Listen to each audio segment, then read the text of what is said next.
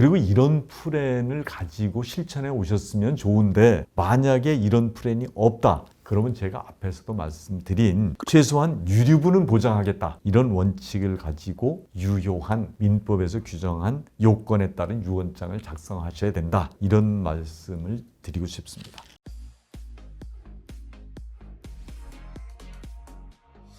안녕하십니까. 행복한 상속의 홍순기 변호사입니다. 이번 시간에는 지난 시간에 예고를 드린 대로 유언장 작성 시에 이 5가지를 지키면 자녀들 분쟁을 막을 수 있다. 그 점에 대해서 말씀을 드리겠습니다. 아직까지 구독자가 아니시면 구독, 좋아요 눌러주시면 감사하겠습니다.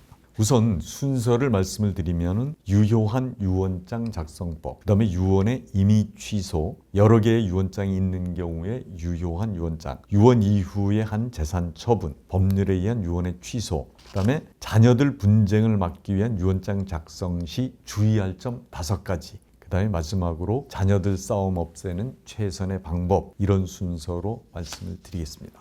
우선 유효한 유언장 작성법은 민법에서 정한 방식대로 해야 됩니다. 이거는 앞에 영상에서 제가 말씀을 드렸는데 참고를 하시고요. 이건 우리 민법 1065조부터 1072조까지 규정이 되어 있습니다. 반드시 지켜야 되고요. 그 다음에 두 번째로는 유언의 능력이 있어야 되는데요. 유언 능력이라는 게 뭐냐 하면 일단 나이로는 만 17세 이상이어야 됩니다.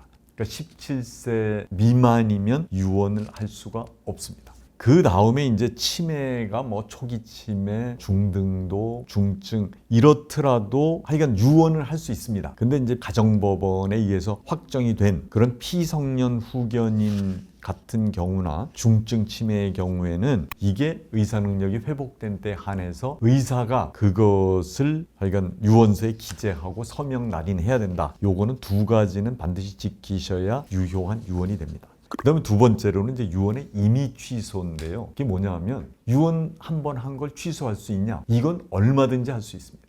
그러니까 새로운 유언장을 작성해도 되고 그 다음에 이전의 유언장을 수정해도 됩니다. 이거는 자유롭게 하실 수가 있습니다. 그 다음에 세 번째는 여러 개의 유언장이 있다. 그럴 경우에 어떤 게 유효하냐? 제일 마지막에 있는 유언장이 유효합니다. 그리고 유언장이 좀 2개가 있는데 예를 들어서 앞에 유언장하고 뒤에 있는 게 일부가 다르다. 그러면 뒤에 있는 유언장에 있는 부분이 앞에 유언장하고 저촉되는 부분이 있다 그러면 그 부분만큼만 앞에 유언장이 무효입니다. 그 다음에 유언 이후에 재산을 처분했다. 유언장에 기재가 돼 있잖아요. 부동산 1, 2, 3, 3개의 부동산을 주겠다. 그런데 나중에 유언하신 분이 3번째 부동산을 팔았다. 그러면은 1번하고 2번 부동산에 관해서는 유효하고 3번 유언장은 팔았으니까 그 부분은 무효가 되는 거죠. 그 다음에 이제 아까 유언의 취소는 자기 마음대로 취소할 수 있다고 그랬잖아요. 근데 또 하나는 법률에 의해서 취소가 되는 게 뭐냐 하면 사기나 강박이나 또는 착오에 의해서 유언을 잘못하는 경우 있을 수 있잖아요. 속아서 했다. 아니면 또 강요에 의해서 했다. 또 하나는 자기가 잘 몰랐다. 착오에 의해서 했다. 이럴 경우에는 취소가 가능하고 또 하나는 17세 미만이 했다. 또 하나는 뭐 피성년 후견인이 같은 그런 제한 능력자가 요건에 맞지 않게 했다. 그런 경우에는 뭐 취소할 수가 있는 거죠. 그래서 이제 중요한 건데요. 이제 자녀들 그런 분쟁을 어떻게 막느냐. 막기 위한 유언장 작성 시 주의할 점 5가지. 이게 중요한데 이것에 대해서 말씀을 드리겠습니다. 첫 번째로 하실 일이 뭐냐 하면 상속인별로 자녀별로 내가 생전에 뭐를 줬는지 일단 확인하셔야 됩니다. 그 다음에 생전에 뭐를 줬는지에 관해서 자료가 있다면 보관하셔야 됩니다. 그러니까 이게 부동산 같은 경우는 뭐 주면은 등기상에 기재가 되니까 자료가 남아 있는데 이게 그게 아니고 어떤 금전을 줬다거나 무슨 다른 거를 줬을 경우에는 자료가 있어야지만 자녀들끼리 싸움을 안 하게 되는 거죠.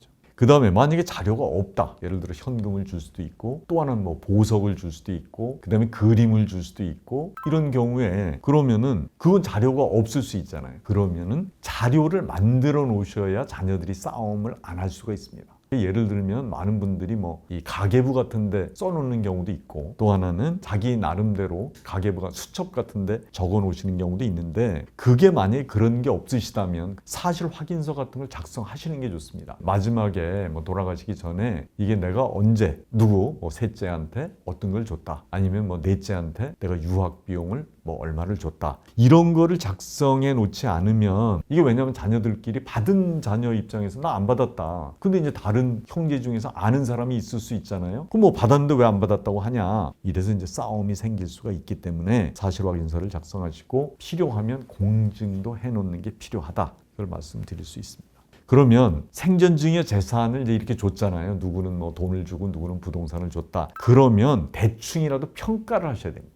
그러니까 내가 준 부동산이 이제 얼마다. 이거는 뭐 대충 어느 정도 가격이 나오는 거고. 현금으로 줬으면 물가 상승률을 반영하면 그게 현재 가치가 얼마인지 알 수 있거든요. 마지막으로 5번째가 뭐냐면 이 자료하고 그 다음에 평가를 하면 최소한도 상속인별로 돈으로 따져서 얼마를 줬는지가 대충 알 수 있잖아요. 그러고 나면은 그 다음에 나머지를 뭐 증여를 하거나 할 때 유류분, 자녀별로다 유류분은 보장하겠다 최소한. 이게 기준이 돼야 자녀들 싸움을 막을 수가 있습니다.